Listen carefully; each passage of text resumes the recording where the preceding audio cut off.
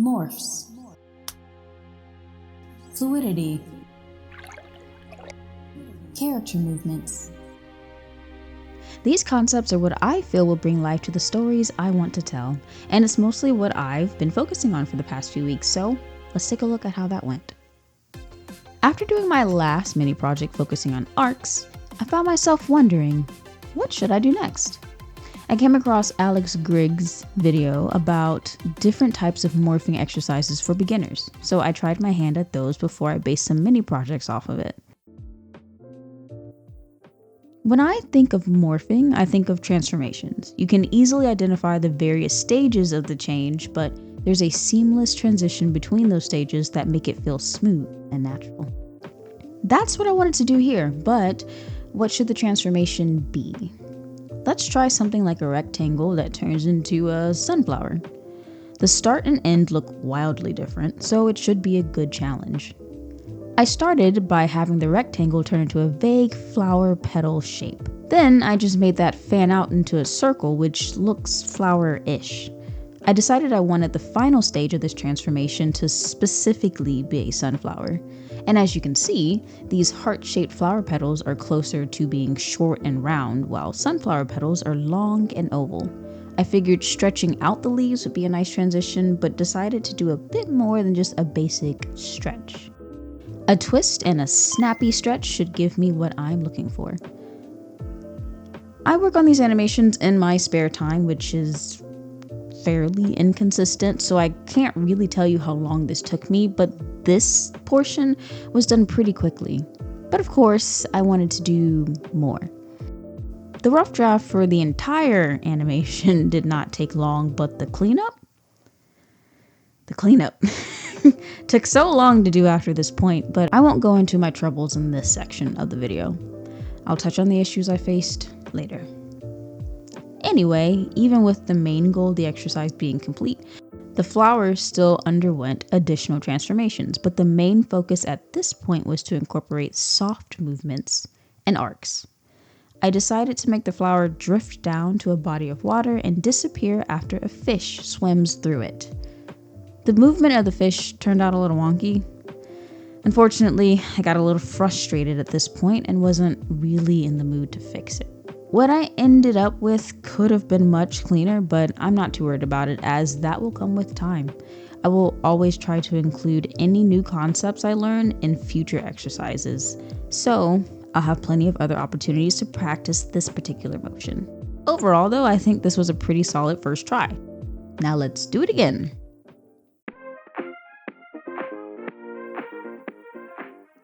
So, same concept. Take starting and ending frames that look pretty different from each other and add transition frames in between them. But I wanted more fluid motions this time, and I wanted to get my feet wet with character movements since our subject is such a simple shape. For simplicity, let's call this little guy Blobbert, or Blob for short.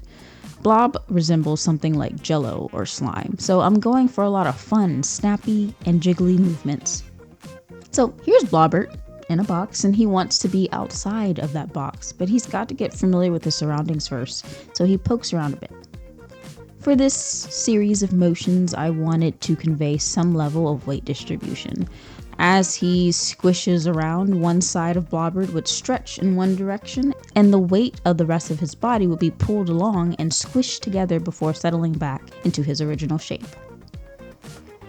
Well, he can't really do much in this form, so he decides to give himself limbs for greater control and mobility. The mass of his body shouldn't change, but simply get moved around, so he gets a bit skinnier as his limbs grow. And after further investigation, he understands his prison can shatter and breaks off a bit of himself to make a hammer to use to break it. For this, he'd have to redistribute a large portion of his body to his arm. So I figured some ripples would correspond to the amount of energy or effort it takes to do this. The ripples move up his arm into a blob that forms into a hammer. And of course, with him losing so much of his body mass, he gets a little bit smaller. Unfortunately, he overestimates his strength and stays inside the box. I I really enjoyed doing these morphing exercises, especially Blobbert. I think they were simple but packed with a nice variety of movement. Slow, wafting movements, arcs, squash and stretch, rolling, rippling, character movement, and weight distribution. So, I want to preface this by saying the woes I experienced in the Sunflower Project are 100% my own fault. And yet another example of why being too eager to slow down and do the boring basics is always a bad idea. Sometime last year, I switched to using ToonSquid for my animations and felt it was a pretty straightforward program and never went through any in-depth tutorials. And then I started running into this problem. Notice how when I move something out of frame, it's lost forever? With previous exercises, I found this to be annoying, but I just thought it was just how ToonSquid worked, and I've always just worked around it. But I've never animated a fish before, and it was very difficult to try and make it flow correctly with half of the fish's body missing. So working around it just didn't really cut it this time, so I ended up Googling and learned symbols were the better way to stop images from being cut out of the frame. Unfortunately, the solution came with its own problems. It was still a struggle to plan out the adjustments I needed to make because I couldn't reference my onion skin while editing symbols for some reason. Not only that, but if I copied a symbol and changed something on the duplicate, it would change all of its predecessors in exactly the same way. And at this point, I had spent way too much time on this, so instead of animating the fish to swim from the corner of the screen, I just decided to make it swim in place in the middle of the screen, group the frames, turn that group into a symbol, and just move the animated symbol across the screen. It does not look great, but I didn't care at that point. I just wanted to move on with my life. And that's a lot of words to say that taking the time to learn about the features of the software you want to use makes using that software way less frustrating. Crazy, I know. I could have saved myself a lot of time and frustration if I had taken that basic first step when I decided to switch to ToonSquid. These mini projects might not be the most exciting thing to watch, but they served as great exercises for me. User error aside, they were simple enough to not make me feel overwhelmed, but complex enough to cover a wide range of concepts, which kept it interesting to work on. I think these morphing exercises are a fun way to practice animation. You can make it as simple or complicated as you want, so it's a great exercise whether you're a beginner or much more experienced.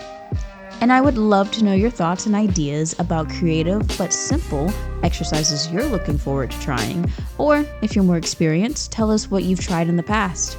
And don't be shy, inquiring minds are dying to know. And as always, it's a huge help if you show your support with a like, subscribe, or comment. If you're feeling extra generous, consider checking out my shops. But even if you don't want to do any of those things, I hope you relax if you need to, be productive if you need to. Either way, take care of yourself and I'll talk to you next time. Bye!